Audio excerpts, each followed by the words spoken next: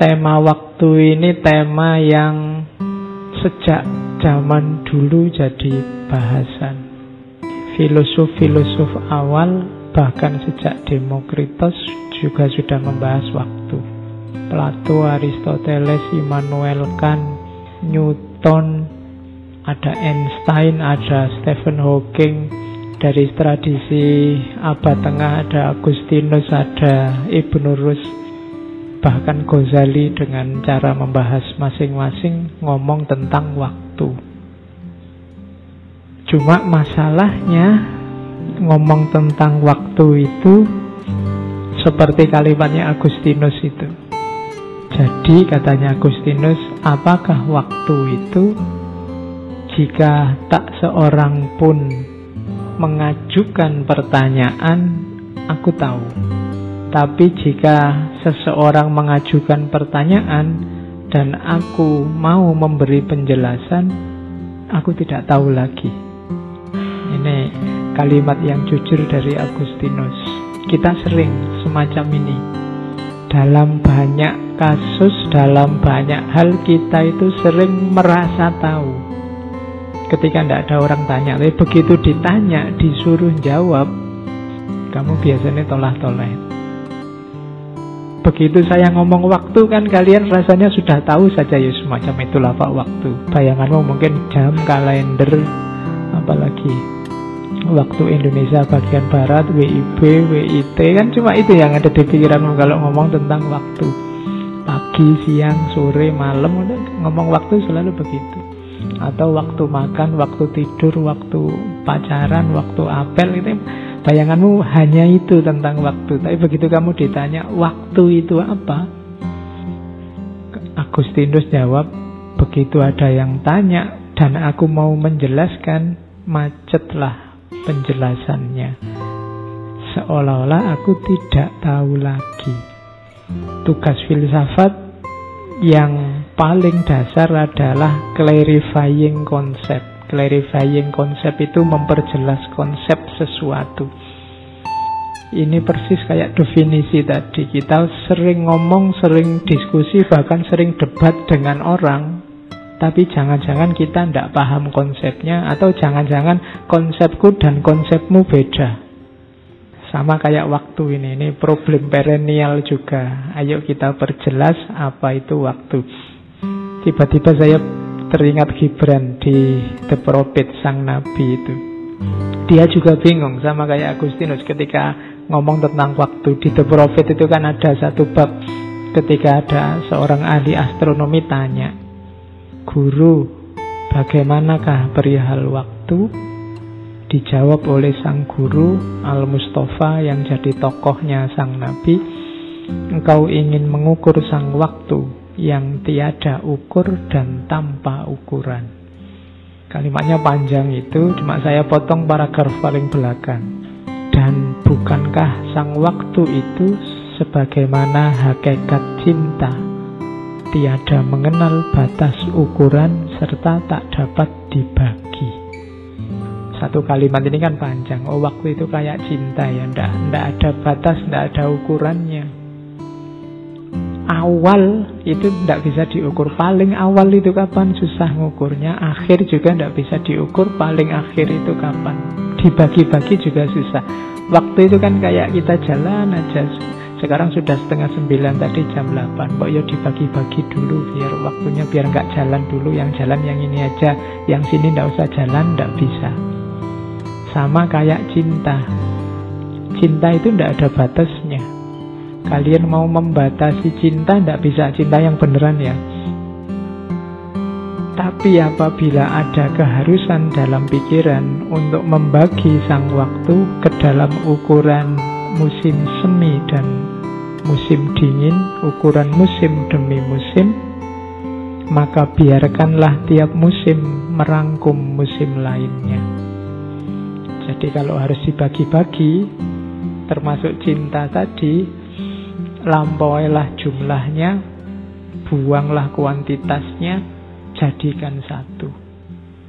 Serta biarkan masa kini selalu memeluk masa lampau dengan kenangan.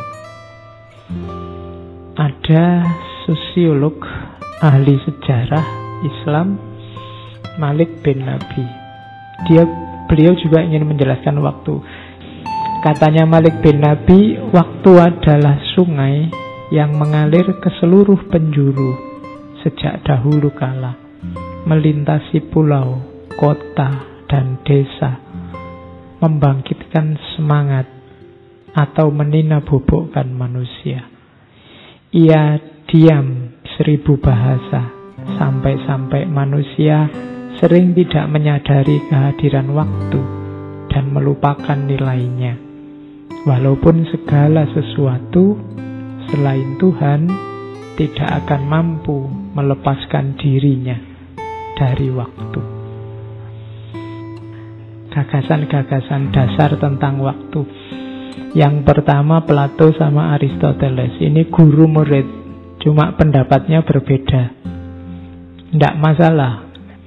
Mungkin kalau Plato ngerti betapa dahsyatnya Aristoteles, dia luar biasa bangga.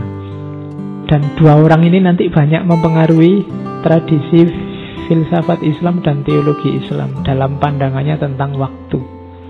Kalau bagi Plato, waktu itu diciptakan abadi bareng sama dunia.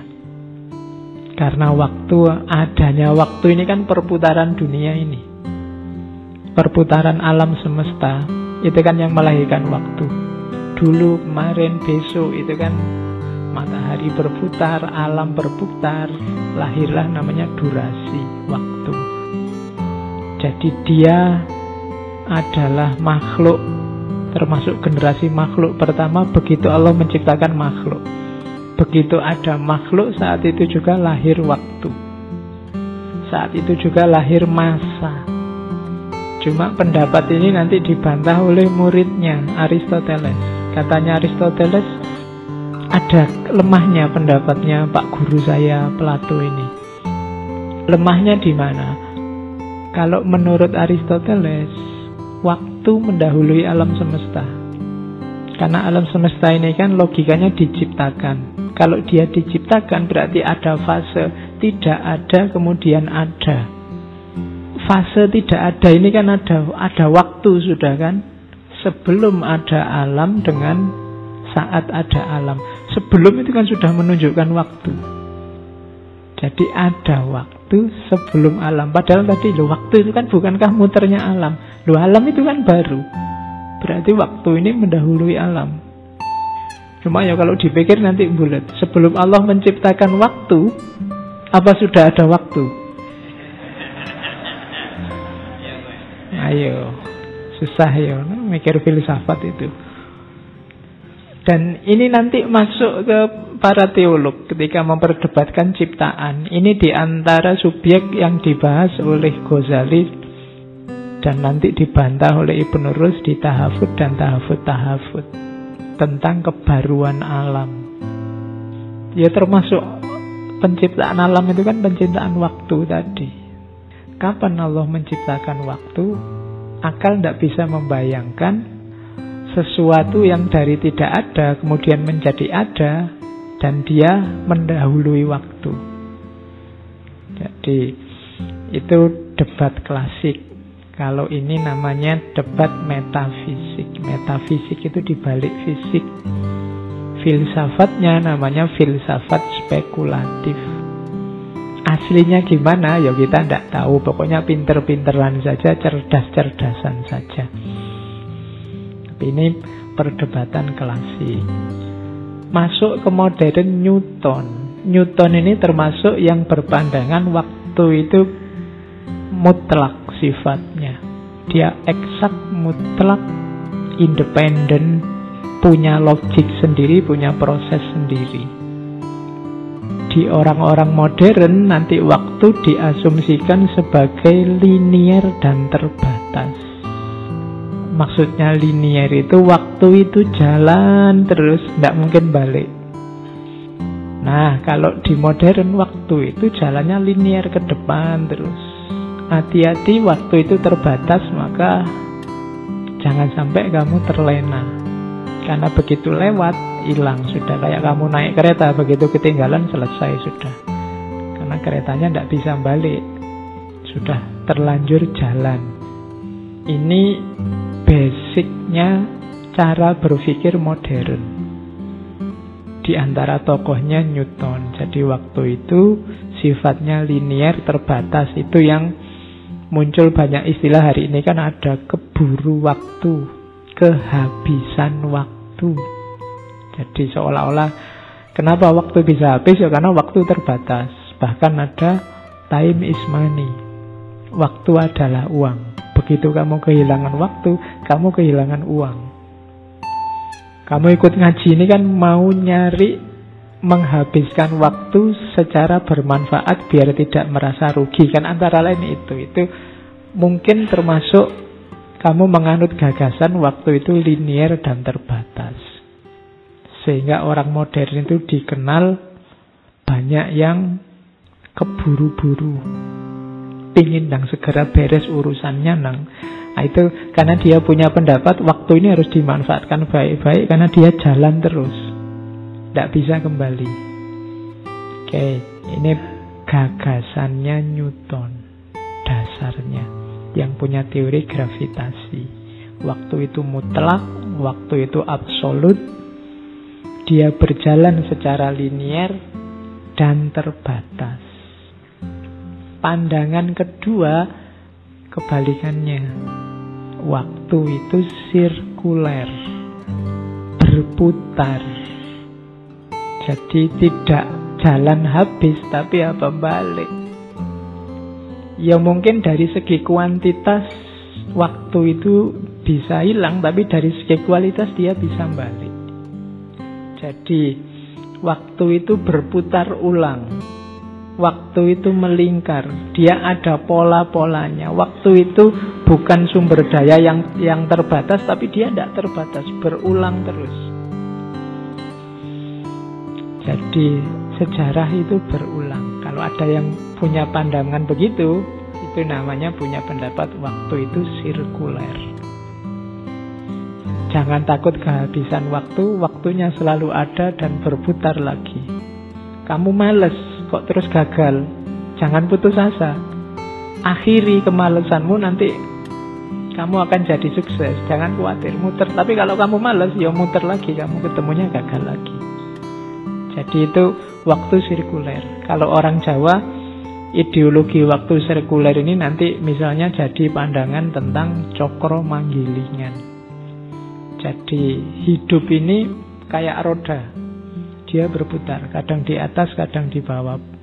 Yang tadi di atas mungkin besok di bawah, yang tadi di bawah mungkin besok ke atas lagi. Itulah hidup. Jadi itu di Jawa. Makanya kuasailah cokro manggilingan ini. Kalau di Jawa kuncinya apa? Triwikromo. Triwikromo itu menguasai 3 dunia. Masa lalu, masa kini, dan masa depan. Kalau 3 dunia ini kamu kuasai, maka kamu bisa menaklukkan cokro manggilingan tadi. Naik turunnya hidupmu tidak lagi berpengaruh padamu kalau pas di bawah.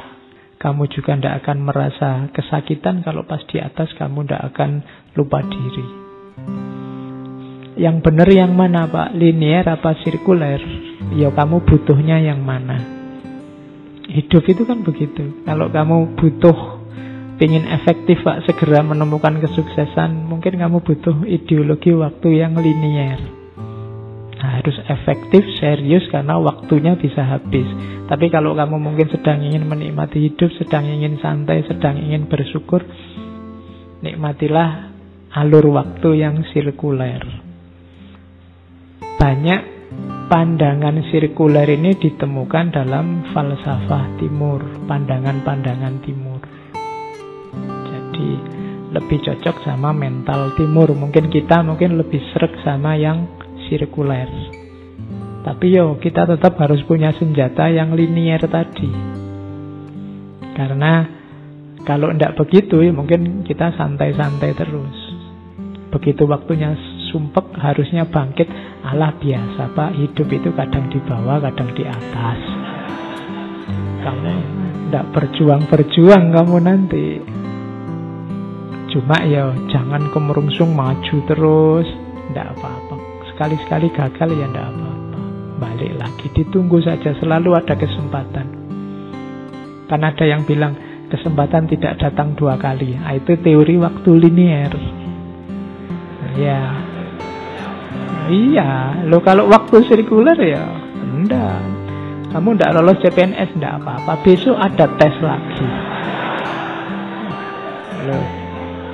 Iya kan? Loh, itu kan muter lagi. Ya, nanti ada tes lagi, kamu diuji lagi, enggak lolos lagi. Loh ya ada muter lagi. Loh, itu kan itu sirkuler. Jadi pokoknya pastikan saja rodanya tetap berputar. Kalau rodanya macet ya nasibmu. Tidak jadi di atas di bawah. Jadi jangan takut. Kesempatan itu datang bolak-balik. Jangan mau dibilangi kesempatan tidak datang 2 kali loh Anda. Pasti nanti ada kesempatan lagi, jangan khawatir. Mungkin bukan kesempatan yang ini, tapi kesempatan yang lain pasti ada.